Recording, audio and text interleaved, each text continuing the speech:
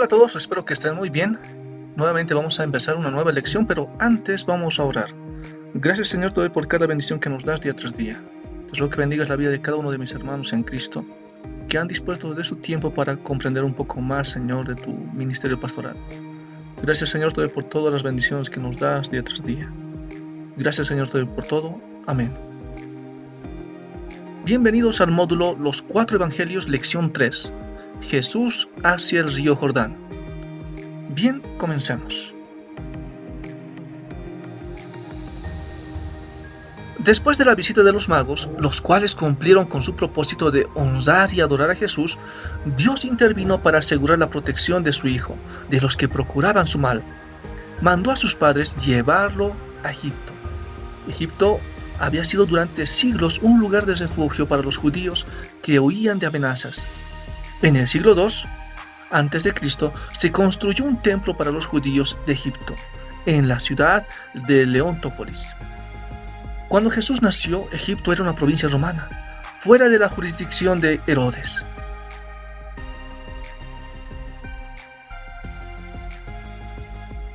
El ángel del Señor dio un mandato a José, y este mandato se caracteriza por estas 4 palabras: levántate, toma y huye y quédate. El término tomar significa literalmente tomar para ti mismo, tomar a tu lado, tomar contigo. José obedece sin demora. Entonces José se levantó. Al emprender el viaje de noche, revela la urgencia de la misión. La expresión al niño y a su madre era una evidencia más de que José no era el padre verdadero de Jesús. Mateo, al citar Oseas capítulo 11:1, de Egipto llamé a mi hijo, indica el cumplimiento de esta expresión en Jesús. Cuando los magos no regresaron a Jerusalén, según el mandato de Herodes, el rey entendió que ellos lo habían desobedecido y burlado.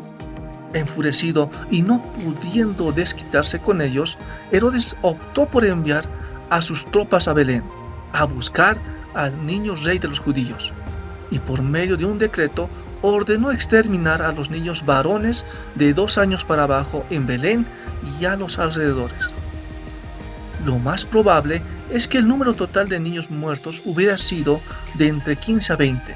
Algunas de las tradiciones mencionan cifras exageradas en cuanto al número de los niños muertos, inclusive una que habla de 14,000. Josefo, el historiador judío más destacado a fines del primer siglo, no mencionó la matanza de los niños. La noticia de la muerte de Herodes había llegado hasta Egipto. Dios comunicó el hecho a José por medio de sueños. De los hijos de Herodes que quedaban con vida, Arquelao era el más parecido a su padre. Antes de morir, Herodes el Grande dividió su reino entre sus 3 hijos. Arquelao sería el rey sobre Judea, Samaria e Idumea. Antipas sería tetrarca sobre Galilea y Perea. Felipe sería tetrarca de Iturea y Tracónite. José dudaba en regresar a Judea, porque recibió otra revelación que le indicaba que debía ir a Galilea. El emperador no permitió que Arquelao recibiera el título de rey por causa de su mala fama, sino que le otorgó solo el título de etnarca. Augusto depuso a Arquelao en el año 6 después de Cristo. Solo gobernó 10 años. En su lugar nombró un procurador o gobernador regional. Este gobernaba bajo la supervisión de un legado romano con sede en Cesarea.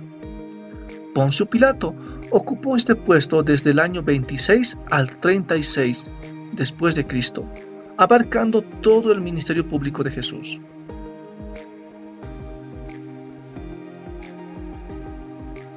Todos los niños varones judíos asistían a la fiesta anual de Pascua por lo menos una vez antes de cumplir los 13 años. Los niños varones a esa edad eran considerados adultos por la comunidad religiosa.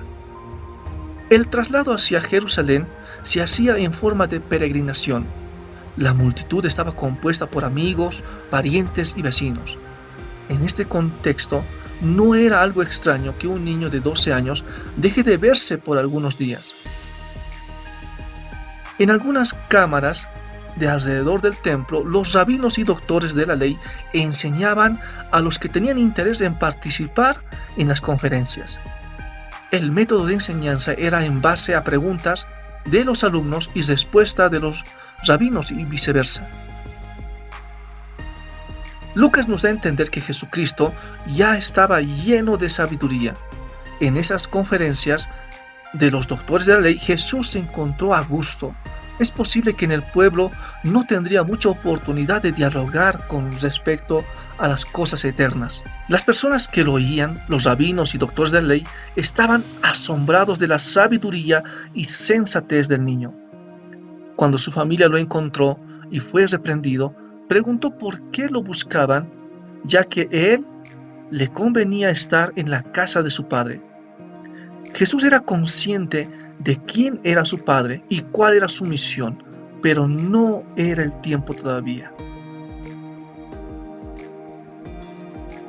Juan había preparado el camino del Señor con su predicación, demandando el arrepentimiento de parte del pueblo, volverse de corazón a Dios.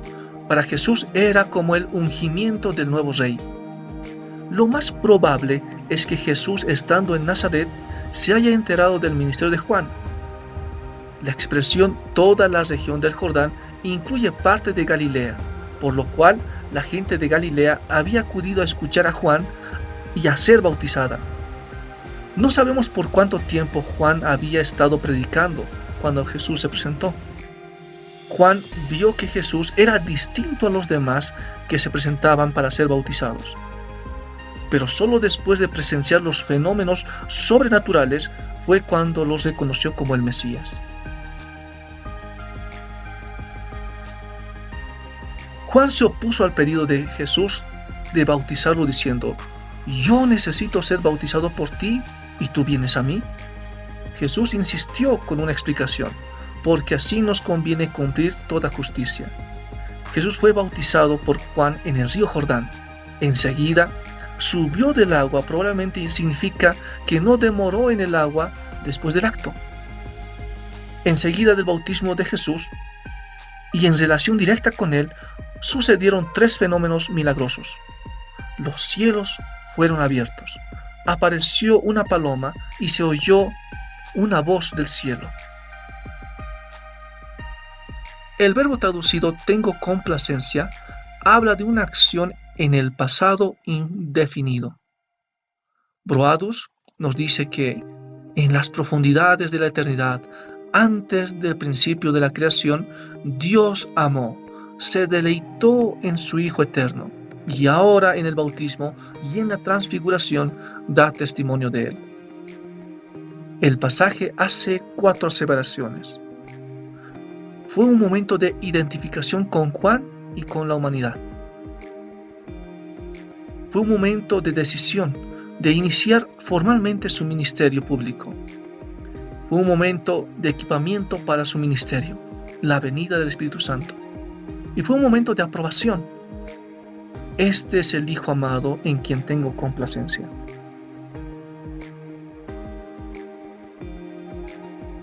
Para entender mejor las tentaciones de Jesús, es necesario responder las siguientes preguntas. ¿Cuándo sucedió el evento? ¿Qué relación hay entre el bautismo y las tentaciones? ¿Dónde sucedió? ¿Cuál es el significado de los 40 días de ayuno? ¿Quién es el tentador? ¿Fue una experiencia objetiva o subjetiva? ¿Pudo haber pecado Jesús? ¿Qué significa el término tentar?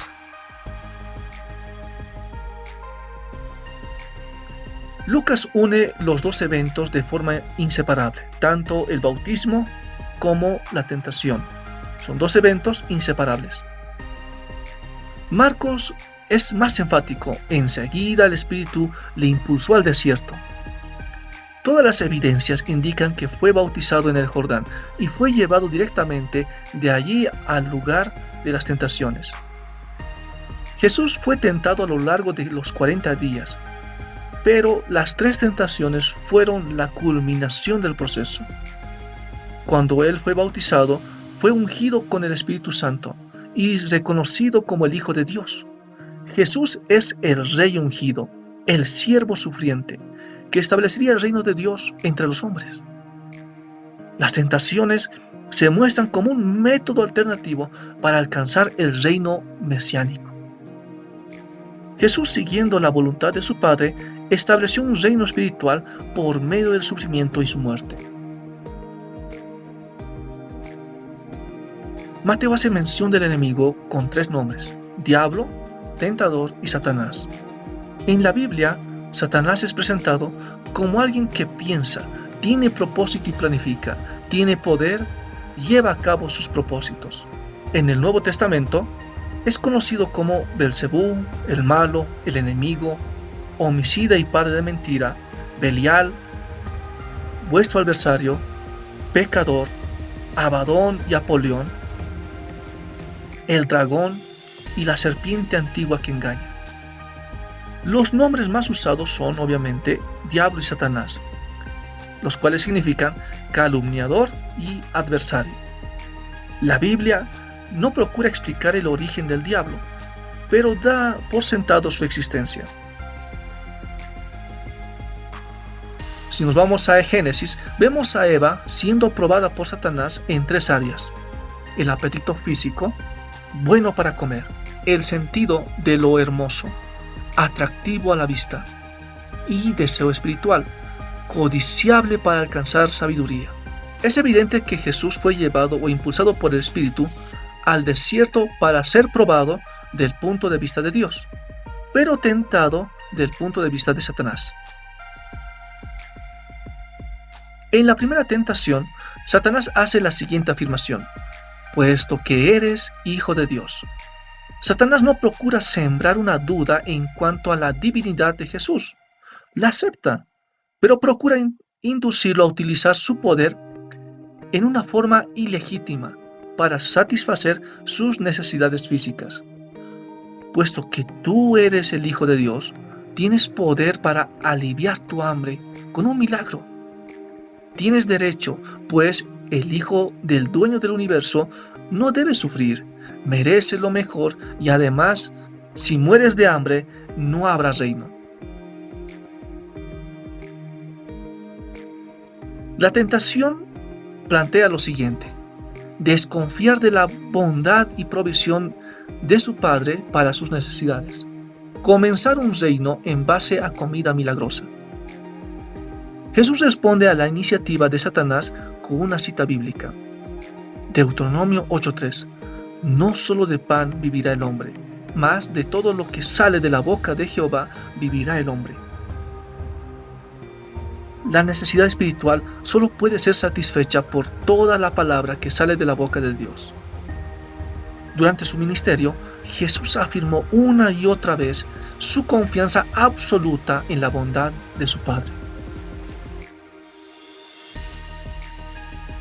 En la segunda tentación, se relacionaba con la expectativa de una venida dramática del Mesías al templo.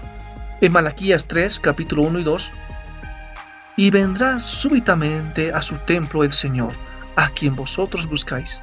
El diablo le llevó a la santa ciudad, a Jerusalén, y le puso de pie sobre el pináculo del templo, el punto más alto de la torre. Satanás tienta a Jesús apelando a su relación con Dios y probar si Dios sería fiel en protegerlo.